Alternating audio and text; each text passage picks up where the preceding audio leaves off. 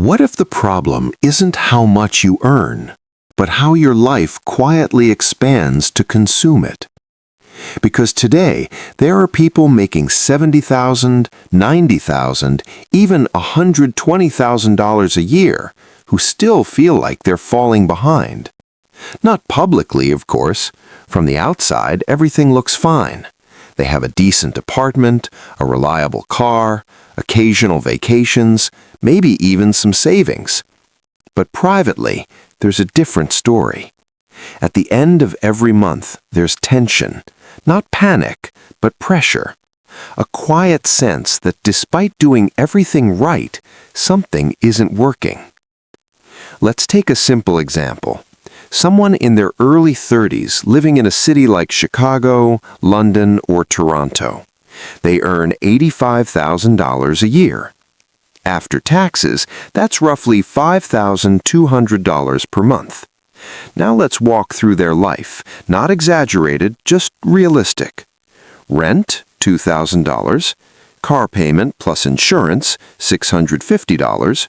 Groceries, $500. Student loans, $400. Utilities and subscriptions, $300. Dining out, social life, $500. Miscellaneous spending, $400. That's about $4,750, which leaves $450. On paper, that seems manageable, but real life isn't that stable. Unexpected expenses happen. Travel comes up. Something breaks. A friend gets married. You upgrade something just this once. And suddenly, that $450 disappears every single month. The issue isn't irresponsibility. It's something quieter. A system most people never question. As income rises, expectations rise with it. Not dramatically, not recklessly, just subtly. A slightly better apartment, a slightly newer car, better experiences, better convenience. Nothing feels excessive, but everything costs more.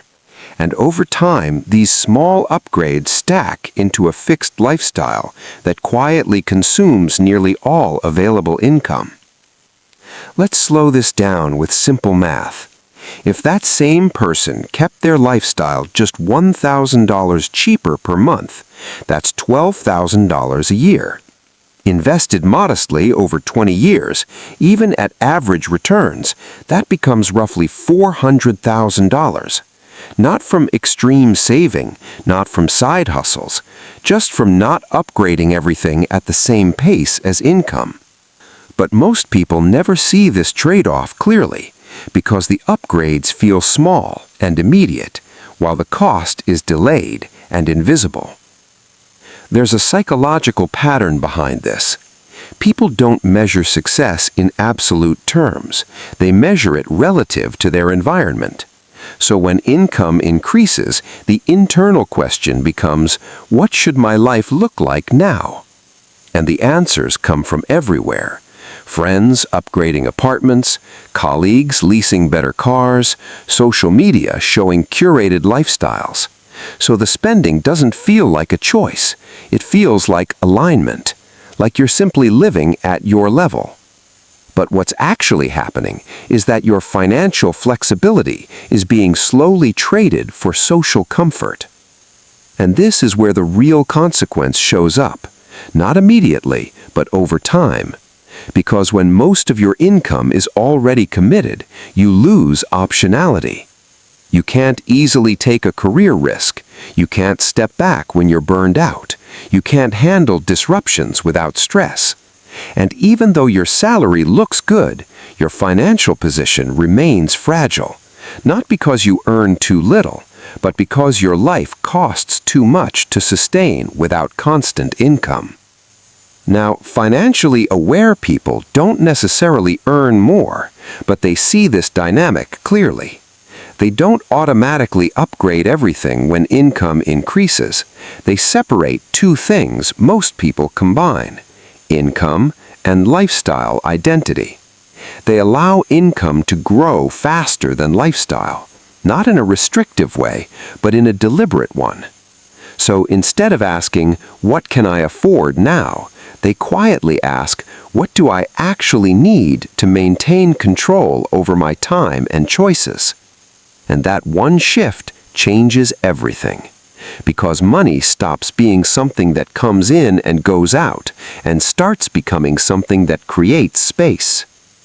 So if you've ever felt like your salary should be enough but somehow isn't, it's not necessarily a failure, it's a pattern. One that's very common and rarely discussed honestly.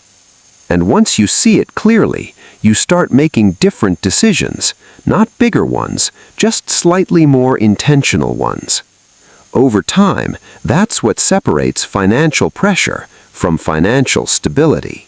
At what point does a good income actually start feeling like enough? Because for a lot of people, it never does.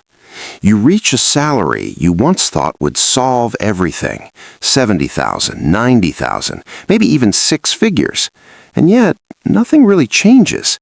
You're not struggling in an obvious way, but you're not relaxed either. There's always this low-level pressure, like your money is already spoken for before you even earn it. Consider someone living a fairly standard life in a city like New York, Manchester, or Vancouver. They're doing well on paper. Let's say they make around $95,000 a year. After taxes, that's roughly $5,800 a month. Now look at how that money gets absorbed. Rent or mortgage, $2,200. Car payment, insurance, fuel, $700. Groceries, $600. Student loans, $500. Utilities, phone, subscriptions, $350. Eating out, social life, $600. Everything else, $500. That's already around $5,450, which leaves about $350. Not zero, but not enough to feel secure. And that's before anything unexpected happens. Nothing here looks extreme. No luxury spending, no reckless decisions, just a normal, comfortable life. And that's exactly the problem. Most people assume financial stress comes from earning too little, but more often it comes from something else, your lifestyle quietly adjusting itself to match your income. Not at once, gradually, almost invisibly. You don't suddenly upgrade everything, you just make slightly better choices over time. A better apartment, a more reliable car, more convenience, more experiences. Each one feels reasonable, but together they create a fixed cost of living that rises to meet your earnings and then stays there. Let's make this concrete. Imagine reducing that monthly spending by just $800. Not extreme cuts, just fewer automatic upgrades. That's $9,600 per year. Over 15 to 20 years invested conservatively, that becomes hundreds of thousands of dollars, not because you worked harder, but because you allowed a gap to exist between what you earn and what you need. Most people never create that gap because their lifestyle expands fast enough to close it. Psychology. Why this feels normal. This isn't about discipline, it's about perception. As your income grows, your reference point shifts. You stop comparing your life to where you came from and start comparing it to people around you. Colleagues, friends, people online. So your spending decisions don't feel like upgrades, they feel like maintaining your position, like staying normal. But normal at higher income levels is just more expensive. Long-term consequence. The real issue isn't the monthly stress, it's what that structure does over time. Because when most of your income is locked in to maintaining your current life, you lose flexibility. You depend on your job, not just for income, but for stability. You can't easily slow down. You can't take risks. You can't absorb shocks comfortably. So even with a high salary, you're still operating with limited control. Shift. A different way of thinking. People who build financial stability don't necessarily live dramatically different lives, but they think differently about one thing. They don't treat income growth as permission to upgrade everything. They treat it as an opportunity to increase distance between what they earn and what they spend. They understand that comfort and control are not the same thing. Comfort comes from spending more. Control comes from needing less. And over time, that distinction becomes everything. Closing. Calm. Grounded ending. So if your income has grown, but your financial situation hasn't changed much, it's not confusing, it's structural. Your life has simply adjusted to absorb what you earn. And once you see that clearly, you don't need extreme changes, just slightly different decisions repeated over time. That's usually enough to shift the entire trajectory. There's a point in most people's careers where the numbers finally start to look good.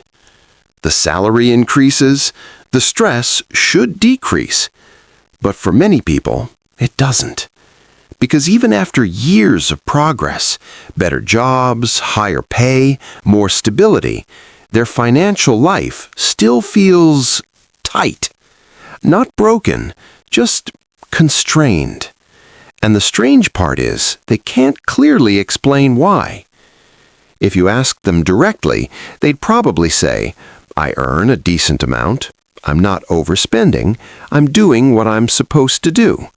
And all of that is true, which is what makes this problem difficult to notice.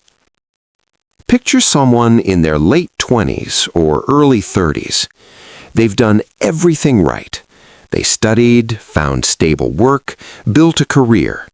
Now they're earning around $80,000 to $100,000 a year. After tax, maybe $5,000 to $6,000 per month. Their life looks balanced. A clean apartment, a car that doesn't break down, occasional travel, dinners with friends. Nothing excessive.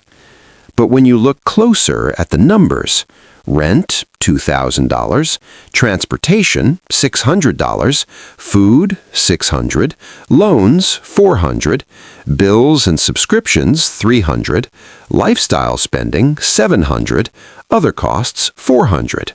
There's very little left, and more importantly, there's very little room. That lack of room is the real issue. Because money isn't just about covering expenses, it's about creating space. And in this kind of structure, space doesn't exist.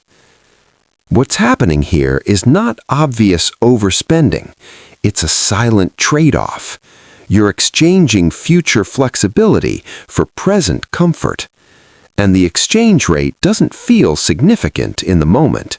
An extra $300 here, a slightly nicer option there. Individually, these decisions feel harmless, but collectively, they build a life that becomes expensive to maintain. Let's isolate one piece. Say your lifestyle costs you an extra $1,200 per month compared to a simpler version. That's $14,400 per year.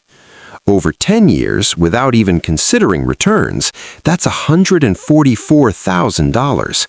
With basic investing, it can approach $250,000 or more. Not from extreme frugality, just from not fully upgrading your life every time your income rises. So why does this happen so consistently? Because humans adapt quickly. What once felt like a luxury becomes normal faster than expected. And once something feels normal, it no longer feels optional. You don't experience it as spending more, you experience it as maintaining your life. That's the trap, because maintenance costs are rarely questioned. There's also something deeper at play. Your lifestyle becomes part of your identity. Where you live, how you spend weekends, what you consider reasonable. So reducing expenses later doesn't feel like a financial adjustment. It feels like a personal downgrade. And most people avoid that, even if it quietly limits their future. If this continues for years, the result isn't dramatic failure. It's something more subtle. You stay dependent on your current level of income. You delay building meaningful financial security, and you remain in a position where your lifestyle owns your time, even if your salary looks impressive. People who think differently about money notice this early. They don't reject comfort, but they're careful about what becomes permanent. They understand that every fixed expense is a commitment to the future. So instead of asking, "Can I afford this now?" they ask, "Do I want to keep paying for this indefinitely?" That question changes behavior, quietly but significantly. If your income has increased, but your financial situation feels unchanged, it's not because you're doing something wrong. It's because your lifestyle has adapted faster than your awareness. And once you see that clearly, you don't need extreme discipline, just a slightly different way of thinking about what you allow to become permanent.